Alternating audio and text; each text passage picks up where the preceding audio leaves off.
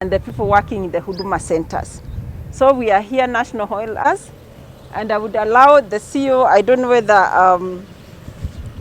a chance to say why they found it necessary to partner with the masks and the hand sanitizers. And thank you, Huduma Centers, for keeping the protocols observed. We just make sure we think. So thank you very much, National Oil. You can tell us. To be part of this noble cause, and we wish you the best as you give service to Kenyans. Okay. Thank you very much, National Oil. And just again do repeat the same. So you could also come and do a bit of a donation there. Absolutely. But as especially now, you'll find that we are working very, very hard on change of at least, and I can say 100% for my state department. At 10, you will find an officer waiting for you. Yeah, we have, but those are challenges we are addressing, the challenge of space. Karibu. There are no apologies. Your people are here on time, and I have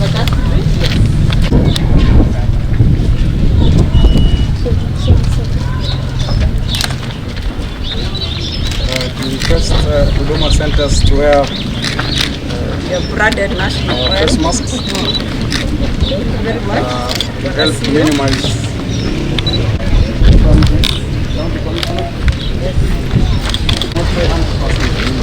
There are wananchi who want to and the media.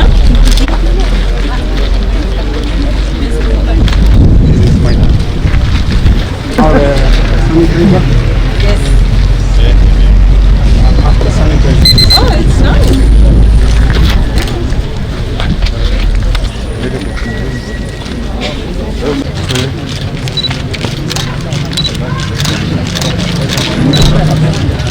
Offices will each give them a box so that they can also put in their offices. Okay, thank you, Bwana Chief. Good job, Madam Chief. This is for you. Yeah.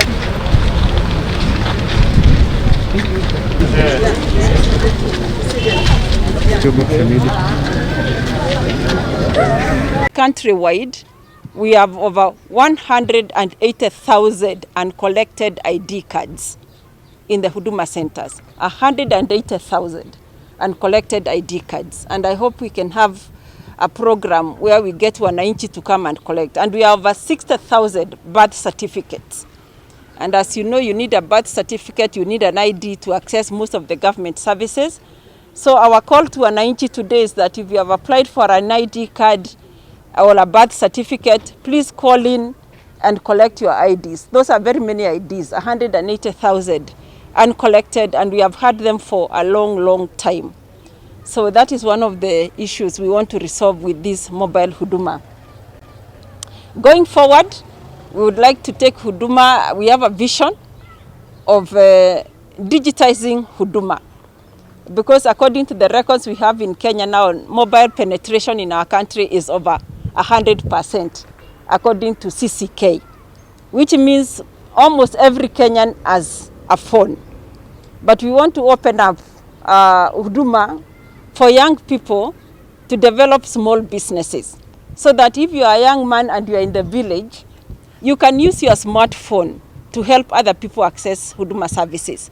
So because people are asking me a question, you are talking about booking on appointment. What about Kenyans who have not gone to school?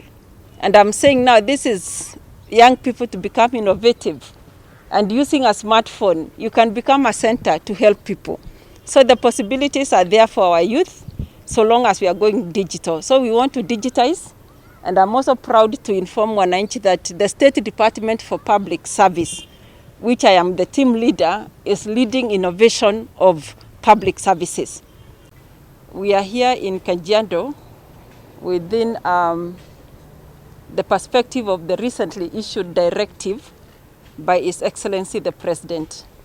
As you are aware, the President granted working recess to Cabinet Secretaries, Chief Administrative Secretaries, and the PSs, who are called the top rank of the executive, to have 2 weeks of a working recess.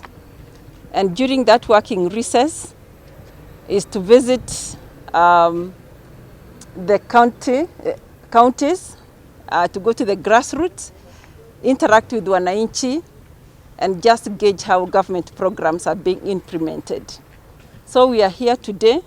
My State Department for Public Service manages the Huduma Center and also the National Youth Service and the Kenya Schools of Government.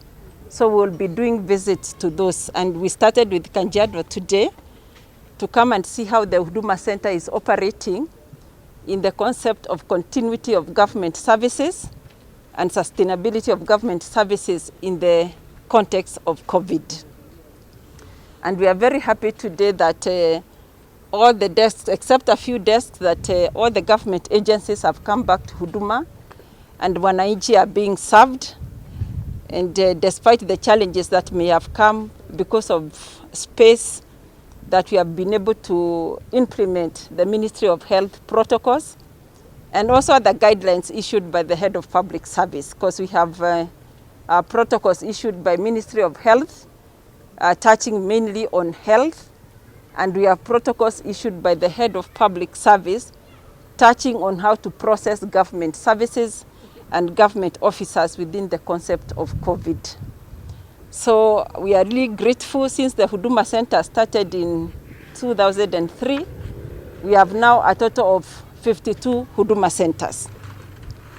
And the whole concept of Huduma Centers is to bring services as close to the people as possible.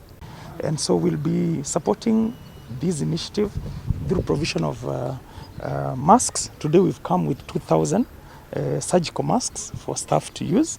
And we've also come with about 1,000 0.5 liter hand sanitizers also for use. And moving forward, the CEO has told me that we are committing an additional 5,000 masks, especially for the other stations that you have, especially in Kwale and Mombasa, as well as another additional 1,000 0.5 liter hand sanitizers. And also in addition, we'll also be supporting you with some hand washing unit, like the one I've just seen behind our banner here, so that even the members of the public can also wash hands as they visit the various Huduma centers that